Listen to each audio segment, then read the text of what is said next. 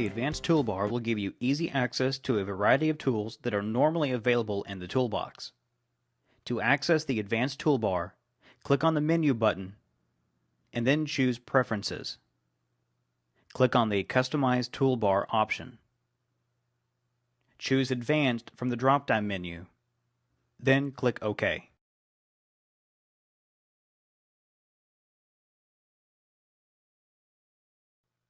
Now let's look at some of the extra features available in the Advanced Toolbar. The first thing we'll look at is called Freehand Text. It's available on the toolbar towards the top. There's a pen with ABC next to it. I'm going to select that option, and you can see some of the items at the very bottom of the screen in your Properties bar.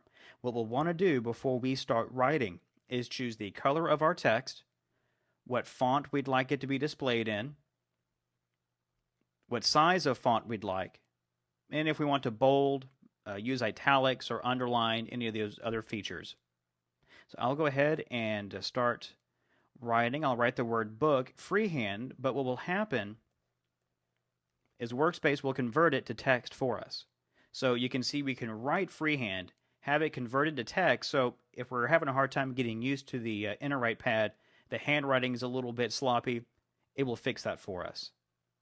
Let me clear the board of my text here, and we'll look at another tool. This is very similar to the tool called Freehand Text that we just looked at. Instead, this one is called Freehand Shape, and it's right next to it on the toolbar. And instead of converting text or our handwriting to text, it will convert our freehand shapes to a more formal structure. So again, if our handwriting is a little sloppy, sometimes it's hard to get an exact circle, but it will change that over for us. Again, it is a good idea to go to the Properties bar at the very bottom of the page and choose your properties before you start drawing. But once you do that, you can see how easy it is to use this new tool. And again, let me clear the screen here of these shapes that I've just drawn. And let's look at another tool. This one is called Multicolor Pen. There are two different ways that we can write using the multicolor pen. First of all, we can do a gradient style, which has a rainbow effect, and then we can do a color-on-color style, which has an outline effect. I'll choose the gradient style button here at the very bottom and write a little bit.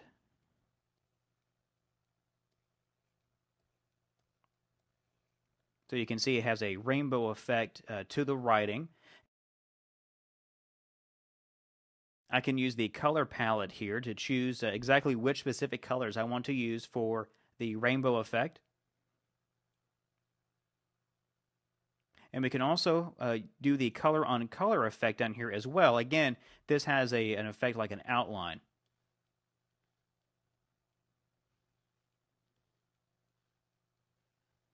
Again, you always have the color palette available to you here at the very bottom of the page so that you can change whatever colors you'd like to use.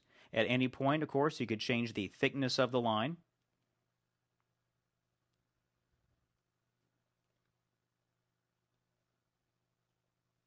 So you do have some options here available to you as well.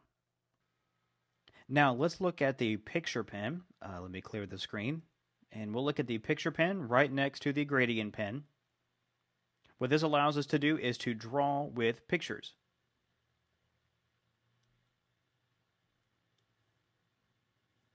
And I, again, went to the Properties bar to establish my properties.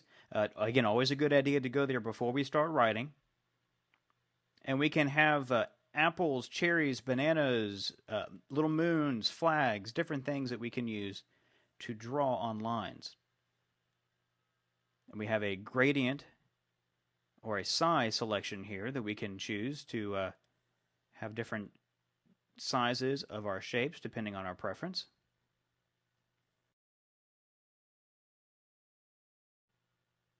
And if we want to change the picture here, as opposed to using the preset pictures available to us already, we can search our computer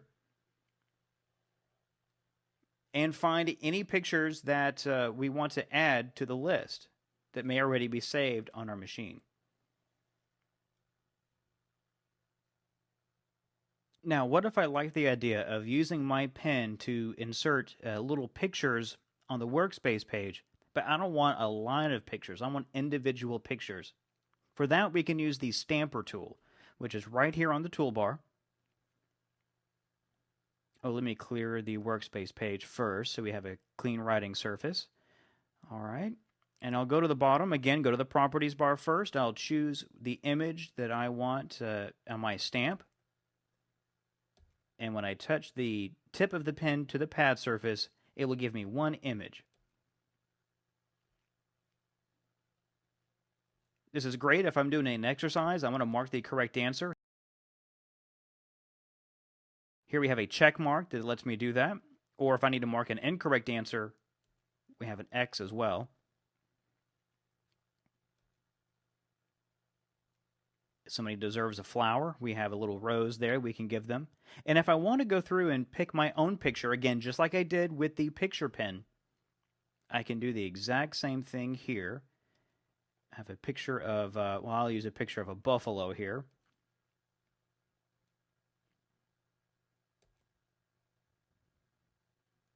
There we are. There he is. Maybe a little bit larger than what we'd normally like to use here for that, but it does at least give you the idea that you can bring in your own images and your own content into the Stamper.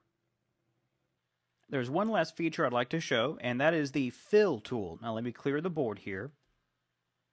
I'm going to use the Freehand Shape tool and draw a triangle.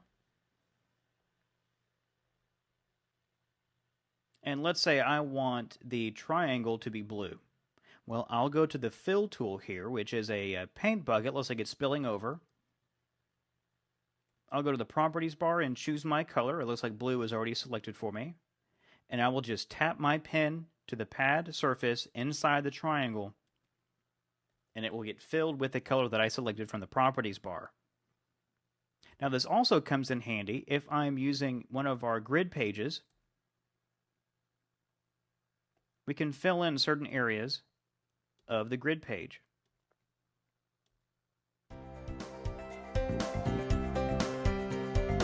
So that is an overview of some of the advanced tools that come to you in the Advanced Toolbar.